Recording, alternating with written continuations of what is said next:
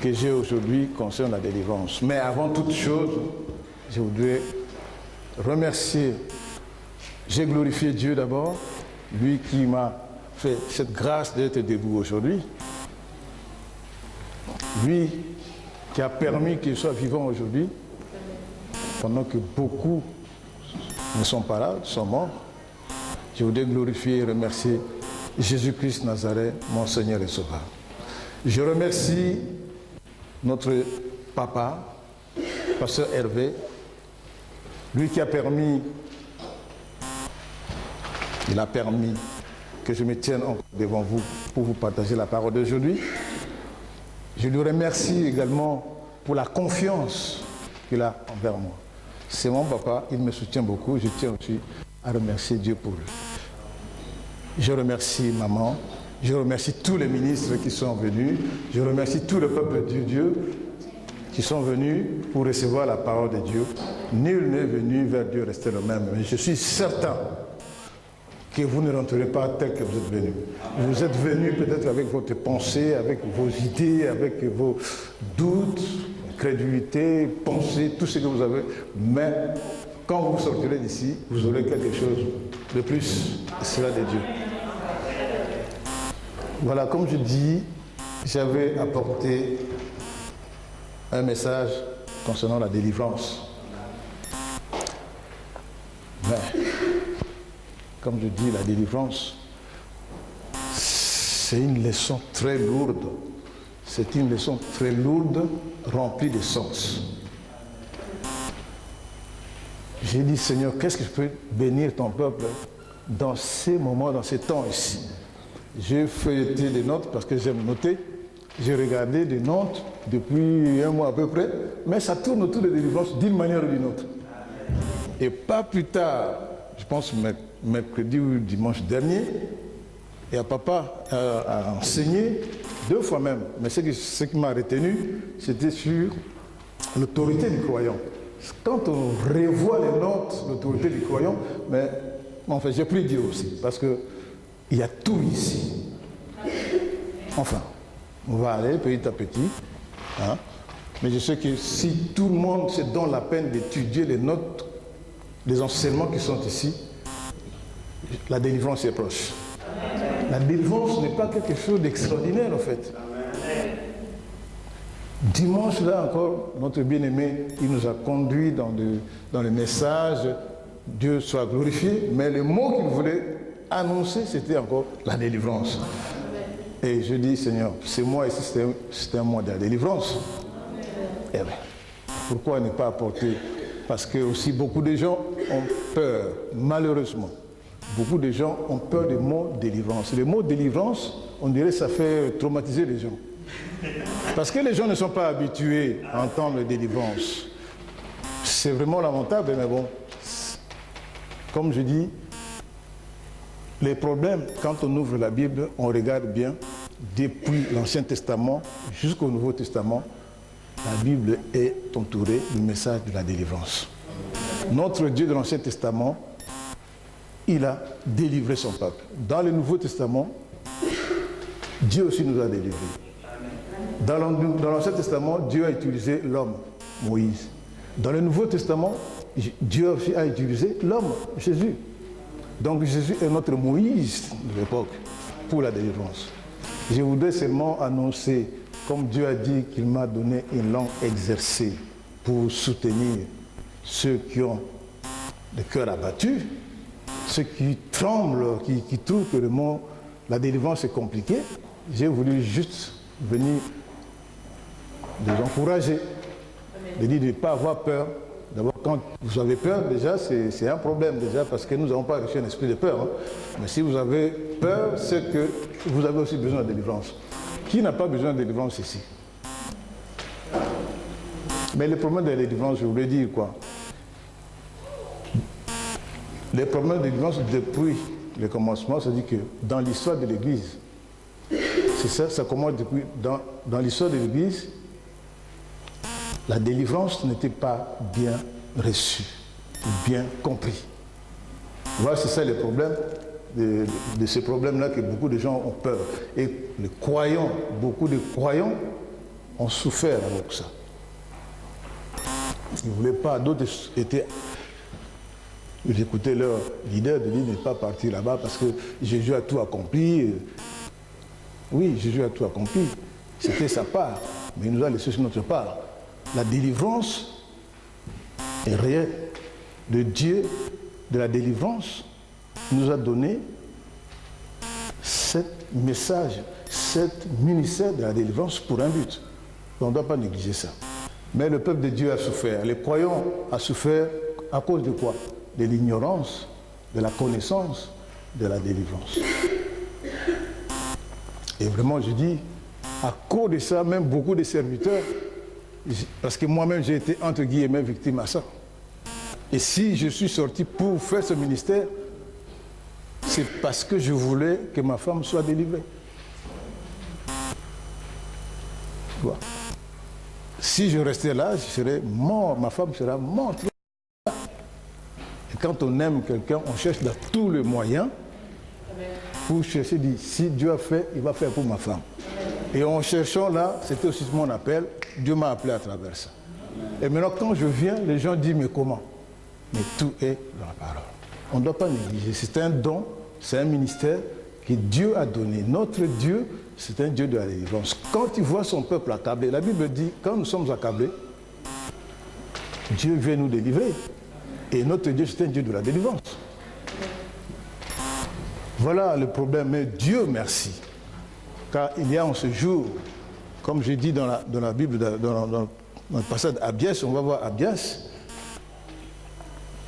beaucoup de gens maintenant ont reçu la connaissance dans les domaines de la délivrance. Pourquoi? Parce que c'est déjà prophétisé depuis Daniel. Daniel avait prophétisé que dans les derniers temps, la croissance sera accentuée, multipliée.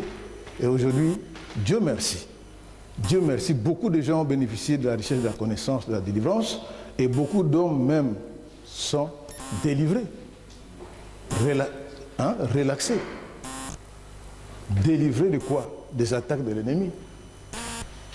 Voilà, nous avons besoin de délivrance. Moi, j'attends quelqu'un qui disait, il va jeter un défi pour dire que moi, je n'ai pas besoin de la délivrance. Je suis désolé. Mais tout le monde a besoin de délivrance. Tout le monde. Même moi-même, j'ai besoin de délivrance.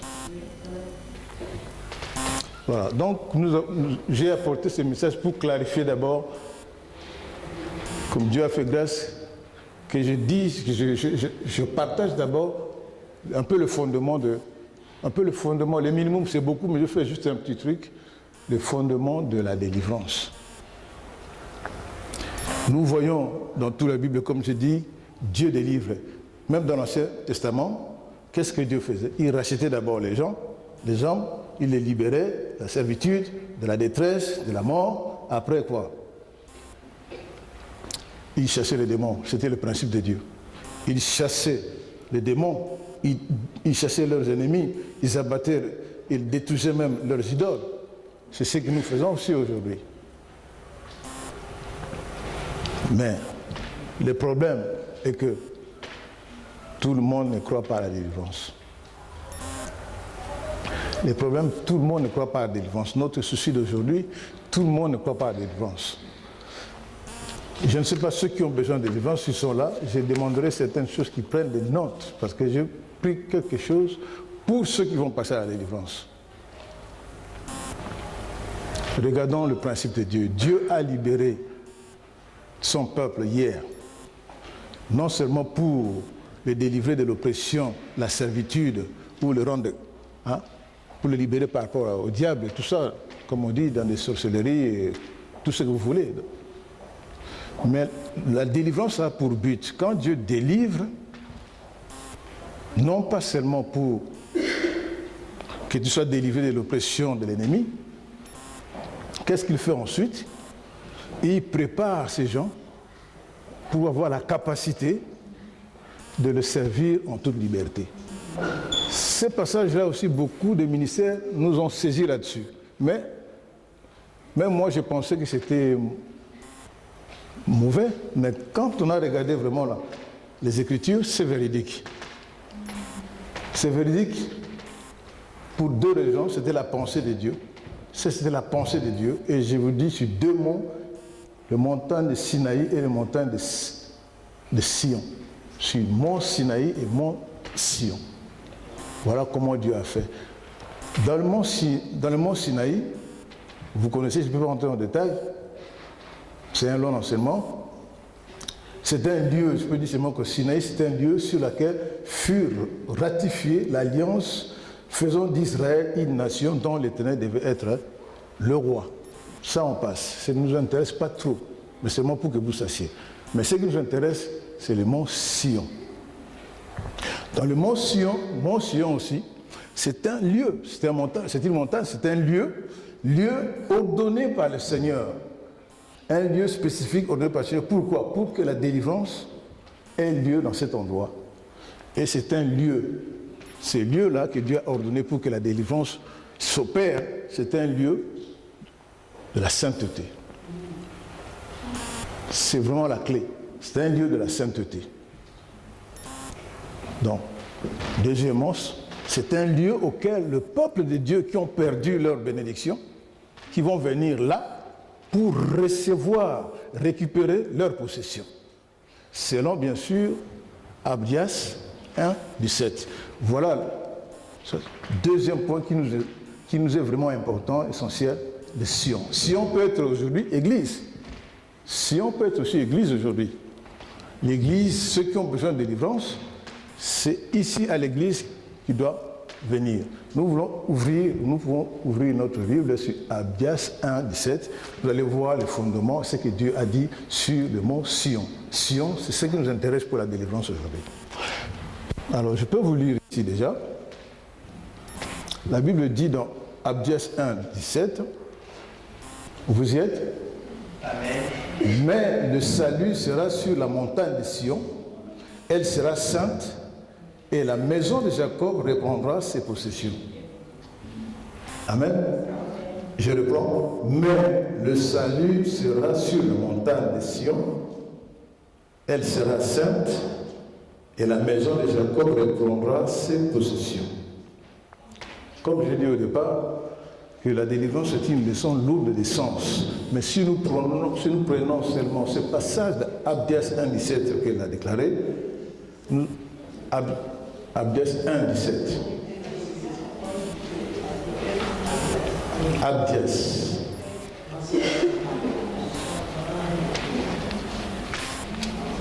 Vous y êtes?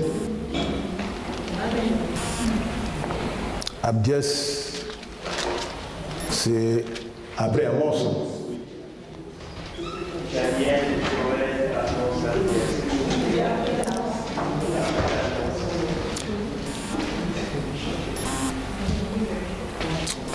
Je disais qu'à partir du message de Abdias 1,17, nous pouvons apprendre beaucoup de choses à partir de cette parole. Nous voyons deux choses qui tiennent ce verset. Primo, vous ne pouvez être délivré que lorsque vous arrivez à la montagne de Sion. Ça, c'est la première condition que Dieu a donnée sur ce message de Sion. Donc, le mont Sion, c'est un lieu de la délivrance. B, deuxième point, toujours dans ce passage, nous voyons qu'elle sera sainte. C'est-à-dire que la sainteté est exigée pour la délivrance. La sainteté est un prérequis pour la délivrance. Nous avons vu, selon Abdias 1,17, premièrement, c'est un lieu de la délivrance. Deuxièmement, c'est un lieu qui doit être saint. C'est un lieu saint. Donc la sainteté est exigée pour la délivrance. Alors, nous, quand on était à l'école, effectivement, on nous posait des questions selon Psaume 11. Si le fondement est renversé, les justes, que ferait-il? Cette question, on nous a bombardé, vraiment, on nous a laissé le temps On n'a plus de cheveux puisqu'on s'est gratté la tête tellement qu'il n'y a plus de cheveux pour trouver la réponse. La réponse c'était Abdias. Nous sommes des justes. Quand notre fondement est renversé, que devons-nous faire? Nous sommes tous des appelés de Dieu, des enfants de Dieu. Nous sommes justifiés par le sang de Jésus, on nous appelle des justes. Amen. Vous regardez plus tard, vous verrez, Jésus a donné l'enseignement, les deux exemples de la maison. Une maison bâtie sur le roc et une bâtie sur le sable. Nous les justes, nos maisons doivent être bâties sur le roc normalement. Si nos maisons sont bâties sur le roc, nous ne viendrons pas pleurer ici.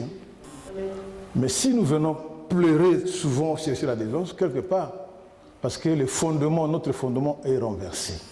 Et quand le fondement est renversé, Dieu a donné un lieu. Il avait ordonné un lieu pour le peuple d'Israël. Ce lieu-là, c'est le lieu Sion, auquel il y aura la délivrance, la sainteté, et c'est le lieu auquel le peuple d'Israël récupérera leur possession qu'il avait perdue. Cette image-là, Dieu nous a montré, ça c'est l'Ancien Testament. Mais nous verrons aussi dans le Nouveau Testament, nous verrons dans le Nouveau Testament auquel nous sommes, le Seigneur Jésus lui-même. Le Seigneur Jésus lisait, quand il était venu, il lisait une prophétie sur lui-même dans le livre d'Ésaïe. Je pense que vous savez tous, Ésaïe 61. Lui-même, comment l'histoire, vous êtes des étudiants de la Bible, vous savez, Jésus-Christ avait l'habitude, comme l'habitude, la Bible dit, comme l'habitude, son habitude, il faisait quoi? Entrer dans les synagogues. Et il est entré, comme moi je suis entré, et le rabbin l'a vu, il a apporté le rouleau, il l'a donné à Jésus pour lire. Jésus a pris la Bible, le rouleau, il a feuilleté, il a cherché, il a trouvé un endroit qui lui était désigné. Et cet endroit, c'est Luc 4, 18, 19. Voilà. On peut lire, si vous l'avez, dans Luc 4, 18 et 19, je peux lire à partir d'ici pour avancer. L'Esprit du Seigneur est sur moi, parce qu'il m'a oint pour annoncer une bonne nouvelle aux pauvres. Il m'a envoyé pour guérir ceux qui ont le cœur brisé, pour proclamer aux captifs la délivrance et aux aveugles le recouvrement de la vue, pour envoyer libres les opprimés, pour publier une année de grâce du Seigneur. Amen. Jésus avait, à cette époque, quand il est venu, il avait lu lui-même une prophétie qui lui était destinée. C'est reçu, comme je dis, vous l'avez vu, c'est complet, c'est dans Luc 4, 18, 19. On comprend une fois de plus, si Dieu a permis que je dise ceci pour enlever les doutes. Je ne sais pas si vous comprenez, mais je sais que par l'aide du Saint-Esprit, il touche vos cœurs, il va vous illuminer les yeux de votre cœur pour que vous compreniez comment on va. Je vous fais une comparaison d'Ancien Testament et Nouveau Testament. Parce que beaucoup de peuples de Dieu, beaucoup ont souffert à cause du manque de connaissances. Je vous dis que le diable est réel et nous avons tous besoin de délivrance. Et des gens qui disent qu'on n'a pas besoin de délivrance, où Jésus a tout accompli à la croix, on n'a plus besoin de délivrance, je veux bien le voir. Et nous verrons aussi dans le Nouveau Testament ce que Jésus a fait. Alors, nous avons analysé Abdias 1, 17, nous avons vu les éléments qui étaient là-bas. De la même manière, nous avons lu Luc 4, 18, on peut aussi analyser les éléments qui sont là-bas. On comprend ce qui est important. Quand on lit Luc 4, 18, on comprend quoi? Qu'à partir de ce message, que la délivrance est une guerre spirituelle. Je sais que beaucoup de gens n'aiment pas ce message, pardon, les mots, mais la délivrance est une guerre spirituelle. C'est un combat spirituel. Je veux bien que tout le monde entende, c'est un combat spirituel. Celui qui dit non, il est menteur. Ce n'est pas moi qui le dis, mais c'est Dieu qui le dit. 1 Jean 1. 1 Jean, vous pouvez lire 1 Jean, chapitre 1, de 5 jusqu'à 10 ou 9. Vous trouverez. Donc, je veux dire par là, quand on parle de la délivrance, on n'a pas dissocié la délivrance avec le combat spirituel. Quand nous venons, vous voulez la délivrance, c'est parce que vous êtes en position de combat. Vous êtes en position de combat. Juste une petite parenthèse que je veux ouvrir. Pourquoi position de combat? Je viens de le dire tout à l'heure. Nous sommes des enfants de Dieu. Hein? Nous sommes une maison bâtie sur le roc, en principe. Mais quand le fondement est renversé, nous avons perdu nos possessions. Si on n'avait pas perdu nos possessions au départ, mais on ne sera pas ici pour chercher la délivrance de pensée, la délivrance de la parole, la délivrance de ceci, de mariage et tout et tout et tout. Pourquoi? Dieu nous a bénis, il nous a tout donné, et toute bénédiction. Pourquoi nous ne vivons pas cette bénédiction? Réfléchissez. Nous avons besoin de la délivrance, c'est-à-dire que pour recevoir nos possessions que Dieu nous avait déjà données. La Bible dit que nous sommes bénis de toute bénédiction spirituelle dans les lieux célestes, n'est-ce pas? Donc nous sommes bénis de tout. Regardez. Nous sommes bénis de toute bénédiction. Et Dieu encore a dit sa volonté que nous prospérons dans tous égards. Nous prospérons dans tous égards. Parce que qui prospère dans tous les égards, de tous égards ici? Nous sommes devenus des enfants de Dieu, mais au contraire, nous pleurons comme les enfants du monde, comme la Bible dit. Nous qui devons marcher sur les chevaux, mais les gens du monde marchent sur les chevaux, nous marchons à pied. Pourquoi? On a perdu beaucoup de choses. Maintenant, pour récupérer les choses qu'on a perdues à cause de l'ignorance, à cause des péchés, à cause de ceci, nous devons faire quoi? La guerre. Parce que l'ennemi qui nous a dérobé la chose, ou alors nous avons donné à l'ennemi inconsciemment ou consciemment nos bénédictions, vraiment cet ennemi-là, il ne te donnera pas, il ne te remettra pas tes bénédictions gratuitement ou parce que tu as dit ça m'appartient, prends. Il ne te donnera pas facilement, c'est à toi, mais il ne te donnera pas facilement. Voilà pourquoi on dit la guerre. Il ne te donnera pas facilement ce qui t'appartient mais qui était perdu. Tu vas le réclamer. Il ne te donnera pas facilement parce que ce monde-là, ce n'était pas un monde de gentils, ce n'est pas un monde de doux, c'est un monde de violents. Voilà pourquoi le diable entend un seul langage, c'est la violence. Et Jésus aussi nous a montré que pour recevoir, il faut aussi la violence. Il est écrit dans Matthieu 11, 12, que depuis l'époque de Jean-Baptiste, le royaume des cieux est forcé. Et ce sont que les violents qui sont parlent. Donc si tu n'es pas violent pour son parler des choses qui t'appartiennent, tu n'auras pas bien aimé. Satan ne peut pas te donner quand tu viens avec un langage doux. Oui, tu sais, je suis un enfant de Dieu, hein, tu m'avais volé, hein, maintenant je viens. Hein. Donc, au contraire, il va se moquer de toi. Il va te défier pour savoir si réellement Dieu là que tu dis, tu le connais vraiment, ou si réellement il est ton Père et ce qu'il t'avait donné, ça appartient. Et c'est à toi de connaître d'abord qui tu es en Christ et quels sont tes pouvoirs, tes capacités et tout, ta position pour aller dire à Satan, c'est le mien, je te ordonne maintenant, j'arrache. Ce n'est que comme ça qu'il lui entend. Sinon, même dans les délivrance, vous allez voir. Vous savez, vous voyez de toute façon le décès. Bon, s'il te plaît, sors. Hein? Il ne veut plus de toi, sors. Tu vois qu'il va partir. Au nom de Jésus, je t'entends, sors. Ce n'est que comme ça qu'ils entendent. Je dis que celui-là, il se connaît. Cette voix-là, ce n'est pas une voix trichée. Parce que je sais, je connais Jésus, je connais Pasteur Félix, je connais. Mais toi, là, tu me dis, sortez là au nom de Jésus. Tu es qui, toi? Je ne te connais pas. Au contraire, il va encore te poursuivre et te cogner. Voilà pourquoi on dit, c'est aussi un terrain pour nous, les serviteurs. On parlera. On ne doit pas jouer sur ce terrain-là. Parce qu'il peut aussi te cogner, il peut aussi te tuer, il peut aussi te poursuivre. Voilà nos combats aussi de serviteurs, ce n'est pas facile. Vous comprenez? Mais Dieu est avec nous parce qu'il a dit, ils nous feront la guerre, mais ils ne nous vaincront pas. Mais nous en 12 stations que Dieu fera.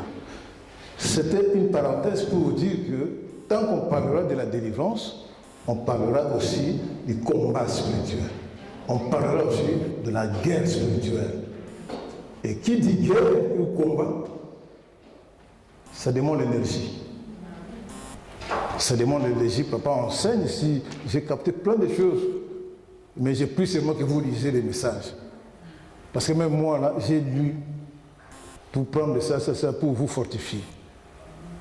Parce qu'il y aurait un changement. Il faut qu'il y ait un changement. S'il n'y a pas un changement, ce n'est plus pasteur ou qui, c'est toi qui as un problème. C'est toi qui as un problème. Donc si tu veux aller récupérer ce que le diable avait volé, comme on chante bien, j'aime bien les chants quand tu chantes ici. Hein. Pour récupérer ce que le diable nous a volé. Mais il faut être vraiment quelqu'un pour aller récupérer ce que le diable t'a volé. Hein. Vous chantez bien. Voilà. Je vous prépare dans la guerre que ce que vous allez récupérer, ce ne serait pas des cadeaux, ce ne serait pas facile. Voilà pourquoi, même quand vous venez chez l'homme de Dieu, il fait des choses, vous voyez, et mais vous retombez dans la même situation. Parce qu'il y a des choses que Dieu fera, il y a aussi la part que vous allez faire personnellement. Dieu va vous délivrer, mais dans le cadre de la sainteté, c'est toi. C'est encore beaucoup. Je sais, papa, il y a beaucoup. Chaque jeudi, il y a des choses qui viennent, on dirait que vraiment les gens veulent recevoir beaucoup. Oui. C'est ça la délivrance. La Bible dit quoi? Vous connaîtrez la vérité. Hein, et la vérité vous rendra libre. Hein. Voilà. Sur ce passage, nous avons compris l'efficacité de ces combats se tient par le sang de Jésus. Le sang de Jésus, c'est une arme de puissance, de combat, de guerre, pour recevoir ce que le diable nous a volé. Et nous remercions Dieu pour la puissance qui demeure dans le sang de Jésus, qui guérit, qui délivre, qui libère. Maintenant, qu'est-ce que la délivrance? C'est une question simple qui a 1000 réponses, mais un mot simple, la délivrance, ce n'est qu'un simple processus par lequel Dieu délivre ceux qui sont opprimés, oppressés, tourmentés, possédés par des œuvres sataniques ou des agents sataniques. Je recommence. La délivrance est un processus par lequel Dieu délivre ceux qui sont opprimés, oppressés, tourmentés, possédés par des agents sataniques. Ça, c'est vraiment le principal. On peut compléter aussi simplement, délivrance, c'est libérer quelqu'un ou remettre en liberté l'homme captif du péché. Ça, c'est simple. Remettre en liberté l'homme captif du péché. Point. Et là, il y a beaucoup d'exemples.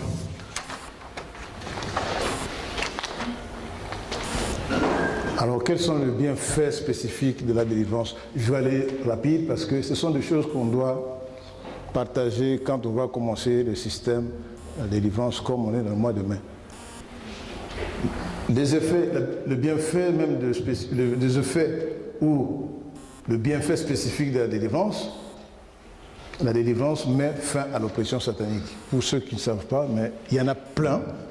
Chacun de nous a un besoin de délivrance sur un point donné. Parce que ta délivrance que tu cherches, ce n'est pas pareil que X, Y, Z. Chacun de nous a quelque chose qui cherche la délivrance. N'est-ce pas? Alors la délivrance, c'est bien fait, mettra fin à l'oppression satanique. Premièrement, permet la domination sur la puissance des ténèbres. Ça donne la puissance pour dominer sur la puissance des ténèbres. Ça donnera aussi la puissance pour détruire les œuvres sataniques. Tout ça, c'est la délivrance dans ta vie. La délivrance conduit à la disgrâce de l'esclavage, en fait. La délivrance permet également la prospérité matérielle. La délivrance fait ôter le voile de l'ignorance. Beaucoup des enfants de Dieu sont ignorants, aveuglés, et la Bible dit, si notre évangile de richesse, notre évangile de puissance, parce que depuis le commencement, on nous dit, l'évangile c'est la puissance de Dieu pour le salut de quiconque croit. Mais comment nous avons la puissance, comme j'ai toujours parlé quand je suis dans l'évangélisation, j'ai dit, moi je suis un prédicateur de la puissance. J'ai juste changé l'évangile. Je suis un prédicateur de puissance, point. Pourquoi? C'est l'évangile. L'évangile, c'est une puissance de Dieu pour le salut de quiconque croit. Quand tu prêches l'évangile, tu prêches la puissance. Donc celui qui prêche la puissance, il doit dire que tu es puissant. Tu ne peux pas prêcher la puissance avec tu n'es pas sûr de toi. Non. Dis, je suis connecté aux 7700 volts. Si tu me touches, tu es électrocuté. Donc je marche dans la puissance. Vous connaissez la chanson, je ne vais pas vous faire. Ça c'est pour notre bien-aimé. Hein?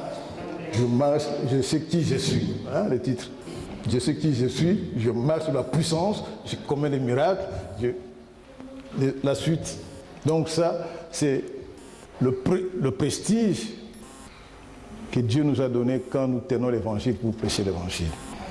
L'évangile de la délivrance permet d'ôter le voile de l'ignorance. Parce que je viens de dire tout à l'heure que mon peuple périt par manque de connaissances. Et que nous, les chrétiens qui tenons la Bible, si notre évangile est voilé pour ceux qui périssent. Si tu tiens la Bible de la puissance et que tes yeux ne te permettent pas de voir la splendeur de l'évangile, c'est que tu es destiné pour la perdition. Pourquoi? C'est parce que le prince de ce monde de ténèbres t'a aveuglé. Donc tu as besoin de venir pour recevoir la délivrance.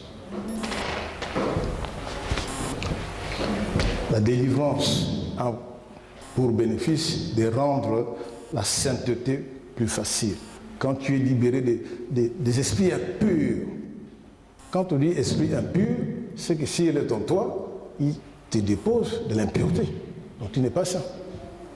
Donc par la délivrance, quand tu chasses toute impureté, eh bien, tu peux mener maintenant ta vie de sainteté. La délivrance rend possible, il nous donne aussi la capacité, comme il dit dans Abdias 1,17, pour reprendre nos possessions. Il y en a plusieurs, mais je m'arrête là. Maintenant, pour nous, les hommes de Dieu, les frères de Dieu, beaucoup qui encore dans des doutes, parce que j'ai reçu 2-3 qui m'ont dit, ils ont déjà peur de rien. Ils se sont inscrits pour la délivrance, mais ils ont peur de la délivrance. Je veux vous dire, n'ayez pas peur de la délivrance. Parce que celui qui vous fait peur de la délivrance, c'est l'ennemi. Il ne veut pas que vous veniez pour recevoir vos possessions. Alors, il vous faut quoi? La violence. N'ayez pas peur. Vous n'avez pas reçu un esprit de peur. C'est l'ennemi qui ne veut pas que vous veniez. Je vous dis tout à l'heure, vous comprenez ou vous avez déjà compris par la suite, entre l'Ancien Testament Abdias par rapport au Sion, qui est un endroit, un lieu ordonné par l'Éternel, par le Seigneur, auquel vous recevez la délivrance. Vous ne restez pas chez vous. Ici, c'est Sion. L'église, c'est Sion. C'est un endroit où vous allez venir ici pour recevoir votre délivrance. De la même manière que Dieu a utilisé les hommes, Dieu utilise aussi les hommes aujourd'hui pour faire l'œuvre de la délivrance. L'homme va opérer, pasteur va faire, mais ta part, ce serait la sainteté. Je donne un exemple, on t'a délivré encore peu de temps. Le point qui reste, que je voudrais encore parler aux hommes de Dieu, aux serviteurs et tous les frères et sœurs, beaucoup demandent toujours comment se passe ou comment ça se passera la délivrance. Quelles sont les voies et les méthodes de délivrance? J'ai dit, et je parle pour tout le monde, il n'y a pas une méthode. Il n'y a pas une méthode standard pour la délivrance, mais il existe plusieurs voies. Je me suis fait comprendre. Il n'y a pas une méthode standard pour toute la délivrance. Mais il existe plusieurs voies pour que la délivrance soit faite. On se comprend là ou pas? Merci. Donc il y a plusieurs voies, plusieurs moyens qu'on peut utiliser pour toucher la délivrance. Il n'y a pas une méthode standard comme un canevas, tout le monde comme ça, comme ça, comme ça. Non, parce que chacun a un problème spécifique à lui. Amen. Cependant, là où je souhaiterais, même papa va enseigner lorsque la grande assemblée se réunira ou dans la salle de délivrance. Il y a des conditions aussi pour la délivrance. Une bonne délivrance doit contenir un processus comme ceci. Primo, tous ceux qui viennent pour la délivrance, je ne sais pas où, Dieu seul sait, si Dieu les a conduits ici, parce que ce n'est pas ici qu'ils obtiendront leur possession, la délivrance. Cette personne qui viendra ici, première condition, naître de nouveau. Première condition, c'est la nouvelle naissance. Ça veut dire que donnez votre vie à Jésus. Première condition de délivrance. Je ne demande pas la durée auquel vous avez passé ou depuis quand vous avez donné votre vie à Jésus pendant 5, 10 ans, 15 ans. Même si vous avez donné pendant 10 ans, 15 ans et que vous ne marchez pas avec Jésus comme il faut, pour moi, pour Dieu, vous êtes rétrograde, vous êtes comme un païen, vous allez vous reprendre de nouveau. Parce que la situation n'est pas pareille et les prières et les exigences de prière ne sont pas pareilles. C'est ça que peut-être je voudrais parler pour que les gens se libèrent. Parce que c'est un monde où quand il n'y a pas d'enseignement et on n'a pas bien spécifié ou éclairé la situation, le monde a peur. Effectivement, le monde a peur. Le monde a peur, oui, parce que tu vas voir tes démons en ta présence. Tu verras tes démons en face de toi. Et c'est ça qui fait mal. Première condition de la délivrance, nouvelle naissance. Et donner ta vie vraiment à Jésus. Ce n'est pas question de combien de temps tu es passé. Donc, si ta marche avec Jésus n'est pas correcte, donne ta vie et soumets ta vie à Jésus. C'est condition vraiment sine qua non. Soumettre votre vie à Jésus, ça aussi, il ne s'agit pas de savoir si un tel part à telle église, ou catholique, protestant ou quoi. Soumettre ta vie en Jésus, peu importe l'église où vous venez, c'est-à-dire que vous donnez votre vie totalement à Jésus, comme Dieu nous demande dans, je pense, Éphésiens 5, 22 ou quoi, où Jésus dit, femmes, soumettez-vous, femmes, soumettez-vous à vos maris. Amen. Amen.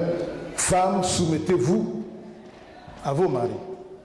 Et c'est ça ce verset-là qui veut dire aussi pour nous. Nous sommes tous des femmes ici. Amen. Je ne sais pas, moi je suis une femme, je suis l'épouse. Notre mari c'est Jésus. Nous sommes tous les épouses de Jésus. Notre époux c'est Jésus, nous sommes les épouses. Et ce verset, ça nous concerne. Tu dois venir poser, te soumettre à Jésus, ta vie. Et que Jésus soit le Seigneur de ta vie. Et tu verras vraiment un grand changement. Mais si tu donnes une part et l'autre part, et vous verrez, vraiment, vous n'aurez pas la totalité de la délivrance que vous voulez avoir. Très important. Très important, la question de soumission. Et troisième, c'est une repentance. Ça aussi. On enseignera quand il y aura le moment de l'enseignement de la délivrance. La repentance est cruciale aussi. Parce qu'on parle de la repentance, les gens pensent que je me répands, un petit mot, c'est bon, c'est fini. La repentance, c'est compliqué. C'est vraiment le 180 degrés. La repentance, le modèle de la repentance, c'est apôtre Paul, 180 degrés, de l'assassin au serviteur. Deuxième modèle de la repentance, Zaché, restitution. Il faut restituer. Là, on est coincé par l'ennemi. L'ennemi nous tient là-dessus. Pourquoi? si tu ne sais pas la vérité, tu ne peux pas aussi connaître les ruses du diable. Jacques 4, c'est de dire résister, soumettez-vous à Dieu, résistez au diable. N'est-ce pas? Voilà. Vous connaîtrez la vérité vous affranchira